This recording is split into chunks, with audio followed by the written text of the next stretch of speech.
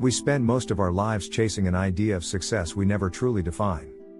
We inherit it from our parents, our culture, the internet. From childhood moments when someone praised us for winning, for pleasing, for achieving.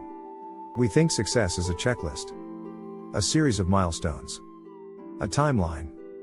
Graduate. Get the right job. Earn more. Find love. Start a family. Buy the house. Look good. Stay busy. Post proof. Repeat. And if we complete the list, we are supposed to feel fulfilled. Complete. Finally enough. But here's the question no one teaches us to ask. What if your definition of success isn't even yours? We rarely stop to ask, what actually matters to me? What does enough feel like for me, not just look like to others? Who am I if I stop performing? There's a reason so many successful people feel lost at the top. Because they climbed a mountain that was never theirs to begin with. Success without alignment feels like an echo in an empty room. Loud. Impressive. But hollow. The truth is, success is not universal. It's deeply personal. And the most dangerous thing you can do is chase someone else's version of it. Success is not a finish line. It's not a title. It's not how many people clap when you win. It's the quiet sense of peace you feel when no one's watching. It's waking up without dread. It's going to bed without regret. It's not about doing more. It's about becoming more of who you already are.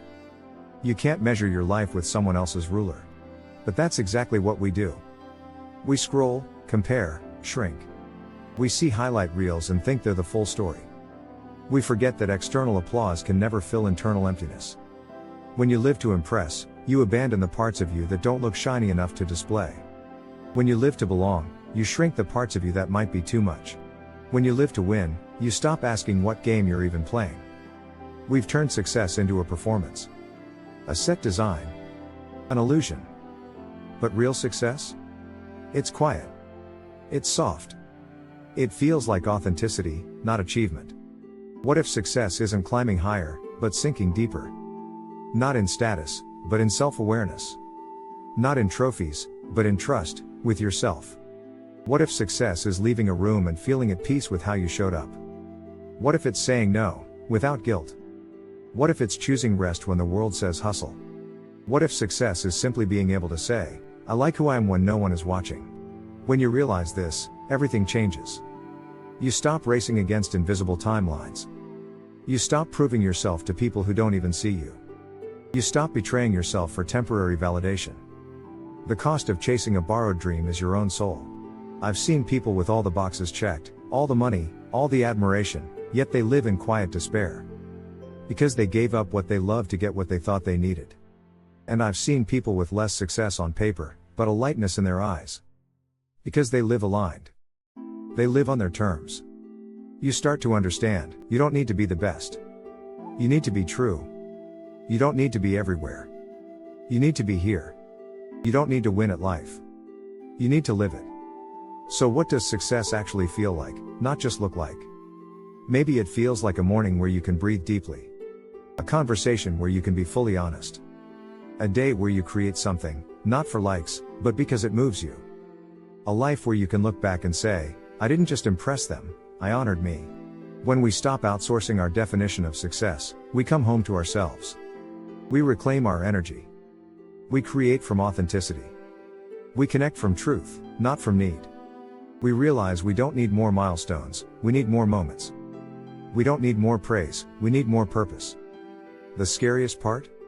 Redefining success might mean disappointing people. Losing admiration. Breaking patterns. But the alternative? Living a life where you succeed in the world's eyes, but fail in your own. Don't climb a ladder only to find it's leaning against the wrong wall. Imagine reaching the end of your life and realizing. The trophy didn't matter. The applause didn't matter. The image didn't matter. What mattered was how you felt when you were alone. How honestly you loved. How deeply you lived. How present you were for your own story. You'll never think about success the same way after this because success was never about the external. It was always an inside job. Your peace is your success. Your joy is your success. Your authenticity is your success. Every time you choose yourself, that's success. Every time you set a boundary, that's success. Every time you say no to stay aligned, that's success. Every time you rest without guilt, that's success. Every time you show up as the real you, that's success. So maybe today, success isn't a new achievement. Maybe it's coming home to yourself. Releasing the need to be seen as winning.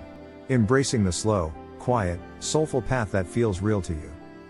And maybe, in doing that, you'll find something no trophy can offer: freedom. Peace. A life that feels like yours.